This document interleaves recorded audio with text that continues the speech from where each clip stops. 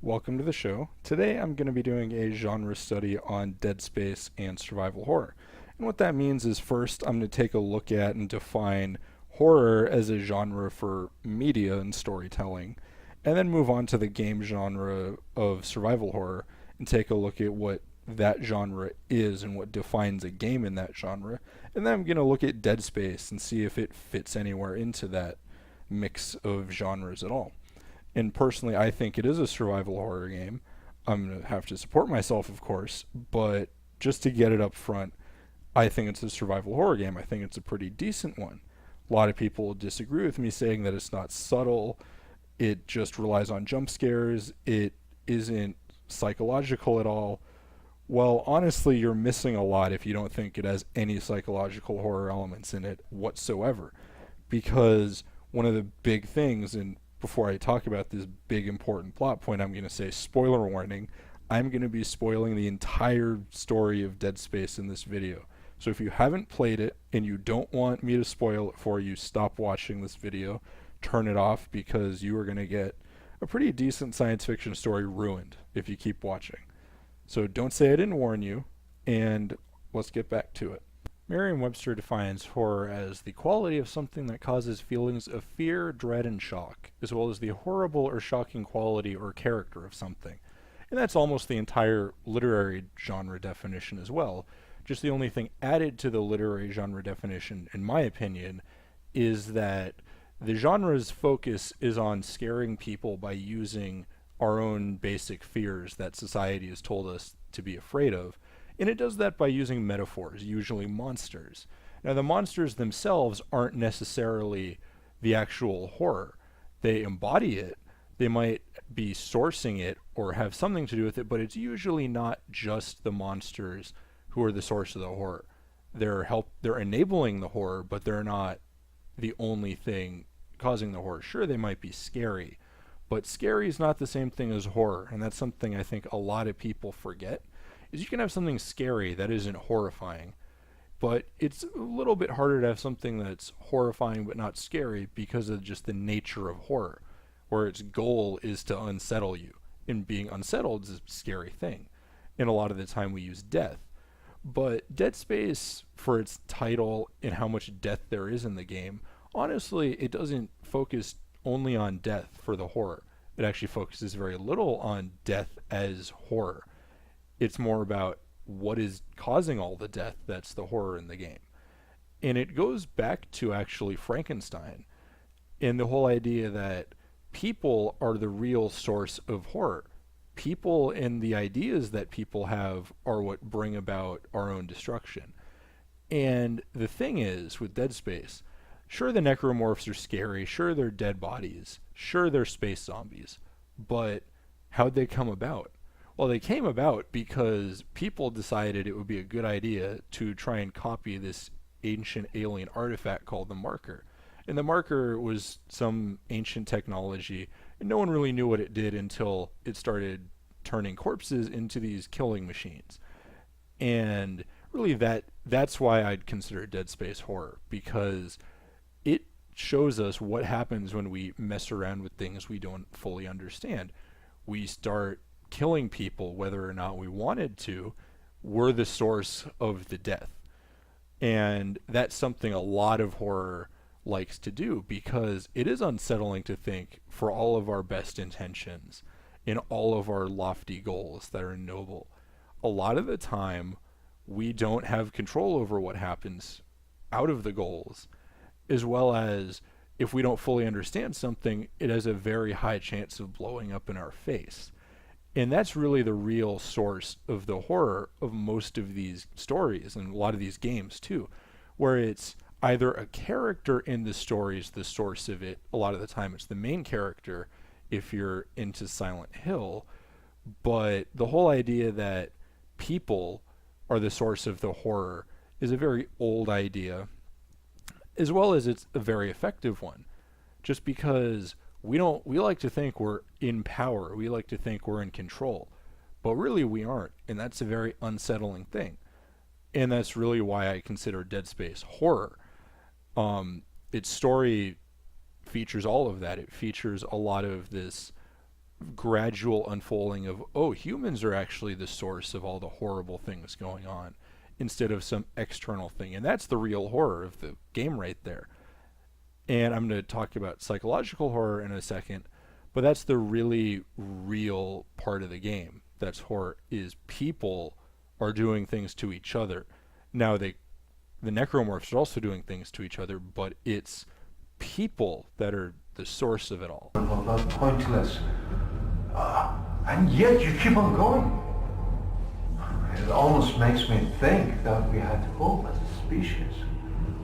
Am I the only one who sees that we have died out a long time ago? We just haven't accepted it yet.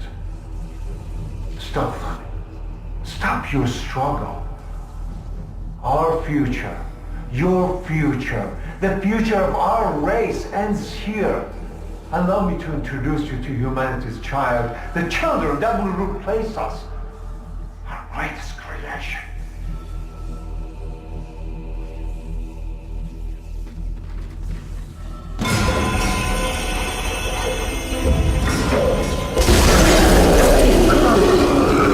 So right there you got to see a bit of the dual layer of horror that Dead Space enjoys throwing at you. First of all, it has the very gut level, low level terror aspect, which is, oh, here's a monster that's going to come eat you and kill you and do horrible things to your body, and you need to stop it. That's a very low level of horror that's easy to do but hard to do well, and this game I think does it pretty well. But then on top of that, you have the fact that it's not just you're stuck in a room with this thing you can't kill. It's you got put there by two different people. You were told to go in here by the person who's trying to help you get off the ship. And then you also have this monster smash out of a stasis tube because another guy told you what he was doing and then let it happen. And that's where the real second horror comes from with Dead Space. And that's actually the real horror of the game. The fact that people are willing to do these horrible, awful things to each other, like lock another person in a room to further their scientific, religious agenda. And, you know, I mean, Dead Space, I think, for a horror game is very religion-focused. And not to say that's a bad thing or a good thing, but that's its focus, is what religion makes people do.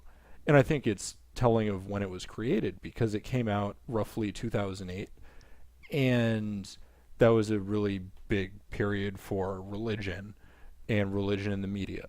So I think that's part of why I consider the game horror, is because it shows us what lengths people will go for religion, and actually later in the game even government, because the person who you're following directions from the whole game turns out to stab you in the back and say, oh no, I'm going to take the marker for myself and my government, because that's what my job was the entire time. And whatever you think of the twist, I thought it was pretty good when I saw it, as along with, oh yeah, your girlfriend's dead the whole time, by the way. You just didn't finish watching that video she sent you. So, you know, there's a bunch of psychological elements too, because the marker not only is the source of the necromorphs and is the cause of most of the characters' desires and motivations in the whole story, it's the fact that the marker also has its own agenda, in kind of like actually the One Ring in Lord of the Rings, will manipulate people into doing what it wants. Like it manipulated the doctor who you saw into creating this unkillable monster and letting it loose on me. So there's that aspect. And then even the player's perspective in the game is warped by this marker, because you get to talk and interact with Isaac's girlfriend for a good portion of the game, even though I already said she's dead. So you can actually then extrapolate that into something much bigger of what is true about what you see. Now, I think if we believe the game fiction enough, most of what you see in the game is true. And they're not pulling any strings to say, oh no, your reality's totally off. But it's much more about guilt as the series progresses. And in Dead Space 2, almost the entire game is Isaac's character trying to come to terms with him saying to his girlfriend, oh, you should go on to this ship. It's good for your career. And he builds an entire monster in his mind out of that. And I thought that was a really nice touch. Now, Dead Space 1, which is what the video is of, is a bit more subtle. It's not about guilt. It's more about what people are willing to do for each other and what people are willing to do to other people to further their agenda. And the marker is all of that. So the marker itself is a monster, as well as the characters in the story and the necromorphs. So really, I think as a horror game, Dead Space does an admirable job of having lots of representative pieces in it, particularly of when it came out, because it deals a lot with religion and a lot with government over the course of all three games. So, it is a very telling game of the time it came out, in addition to the style of combat and the style of gameplay, because it is very heavily focused on the combat. But that's actually going to segue great into my next point about survival horror as a genre. So survival horror as a game genre is fairly unique in that it describes both the aesthetics and the mechanics of the genre it defines, whereas a lot of other genres focus solely on the mechanics of how the game is put together and the way it works. And survival horror does both. It's able to describe all the mechanics present in the game as well as the aesthetic that the game is trying to achieve. So we've talked a lot about the horror aspect of horror fiction, and all of that holds true for survival horror. But they add a couple other things on there with the survival aspect of a survival horror game. Now, keep in mind that the primary element of a survival horror game is still the horror. It adds survival in to emphasize the horror versus a survival game with horror elements, which focuses more on the survival aspects and mechanics and aesthetics, and throws in the horror to emphasize all of those. So survival horror is about horror, and it uses the survival piece to achieve more horror and more effective horror. And that's something to keep in mind with a lot of genres with multiple definitions in their title, is that one of them is the main idea, the main piece of the genre. And for survival horror, that's horror. And I think I've covered horror enough as the aesthetic and what it's for and how it works. So I'm going to talk more about the mechanics specific to survival horror at this point, because those are an important thing to discuss, because it is one of the most well-defined genres, as well as look at Dead Space and how it fits in with that, because a lot of people criticize, and honestly rightfully so, that Dead Space is a bit outside of the traditional hardcore definition of survival horror. The two most important pieces, in my opinion, of survival horror is a mechanic and an aesthetic. The mechanic is the inventory system and the fact that you have to manage your inventory, and usually your resources are very scarce. Now, unfortunately, in the video I have playing in the background of this discussion, I'm on New Game Plus on a lower difficulty of the game, so I have way too much stuff, but you will see me open up the inventory and drop a couple things to have something else in there instead. So I apologize for the fact that I'm not showing off Dead Space as a true survival horror game to the best of my abilities, but to get to the level I wanted to use as the background, this was the fastest way for me to do it. So sorry about that, but the game is very focused on the inventory system, honestly. The fact that every one of your weapons has unique ammunition and all stacks itself differently, so you have to manage it. If you want more weapons, the game is harder in one aspect, because you have to think about, do I want more ammo for this gun or this other gun? How many health packs do I want? And so on. Now, that's important to survival horror just because you have to figure out how much ammo of what type do you want? What gun is useful in what situation? And then you have to budget yourself on that. And that's what Dead Space does well. I think it has a great inventory system. The actual drop system that the game uses can be hit or miss. Certain weapons are way too common for ammunition than others, but that's just a flaw in, I think, the random number generator versus a flaw in the overall theory behind the design of the game. Now, a lot of other games do inventories a bit differently. This one has stacks, and it's a very Resident Evil 4 style where you have a set amount of space and everything takes up a certain amount of space. So that works. I really like that system because it forces you to have trade-offs.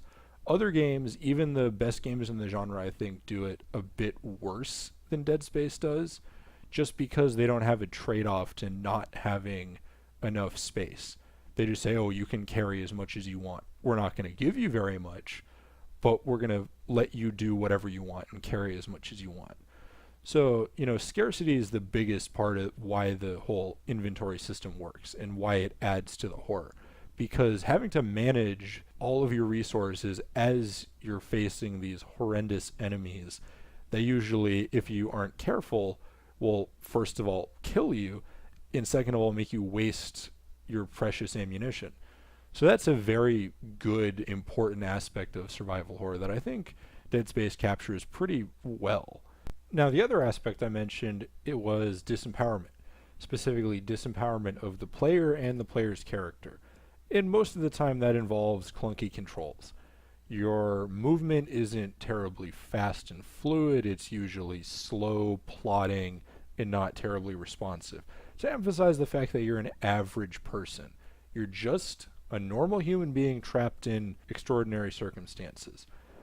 And then the other way it does it is if there's combat, and actually with survival horror there almost always is combat, something that people need to remember, because a lot of horror games now I would not classify as survival horror because they don't have inventory systems and they don't have combat. Now, as much as survival horror de-emphasizes combat, it's there.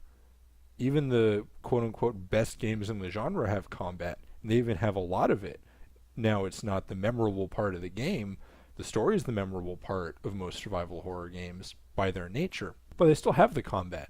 And as much as they de-emphasize it, it's built in a very particular way.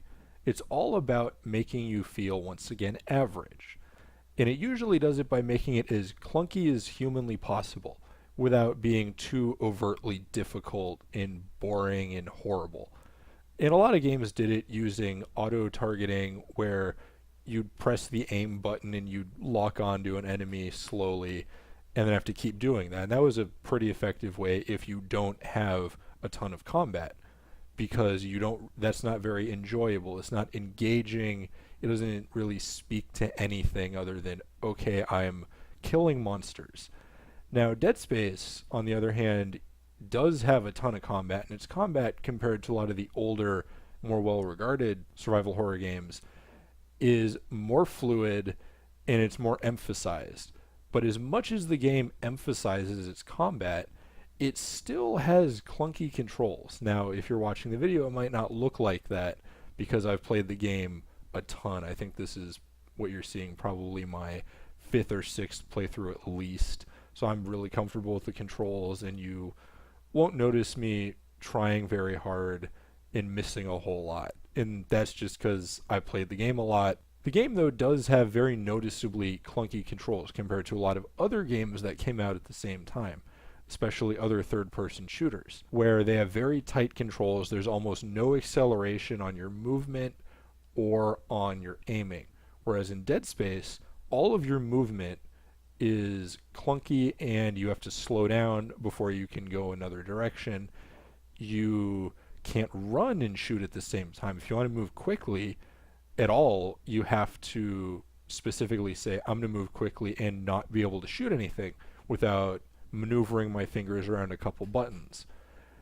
And on top of that, when you shoot, you move extra slow. I mean, you'll see me running around a lot, but the game specifically makes it so that you can't shoot and move at the same time.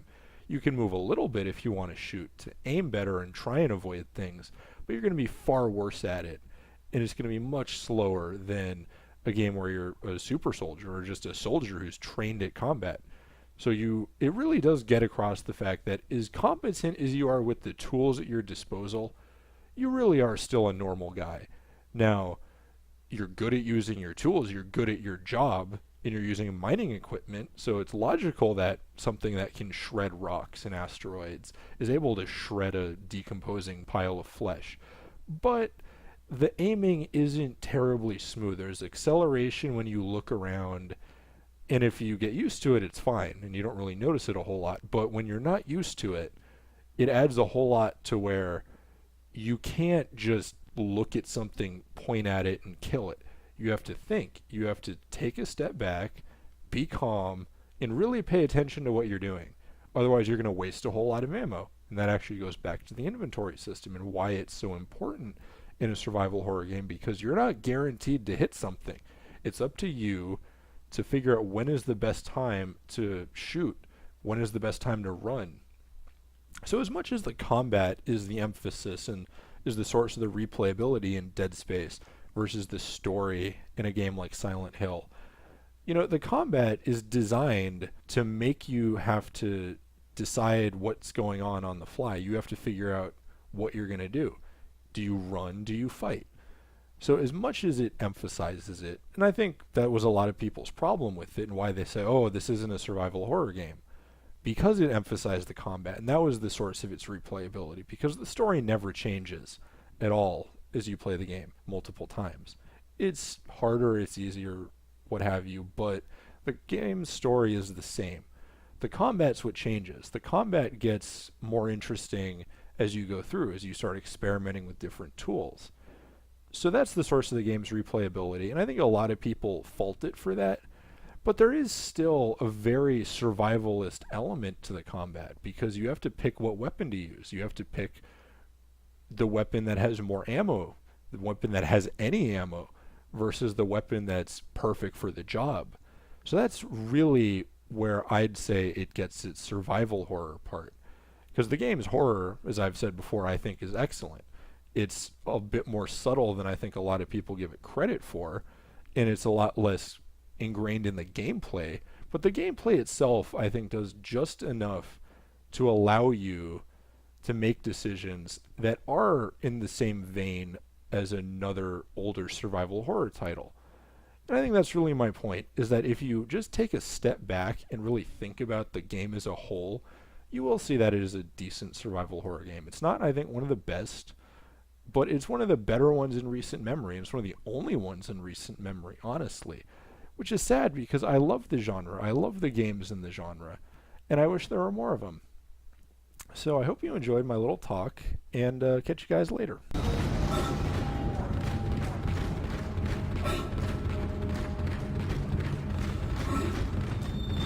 What?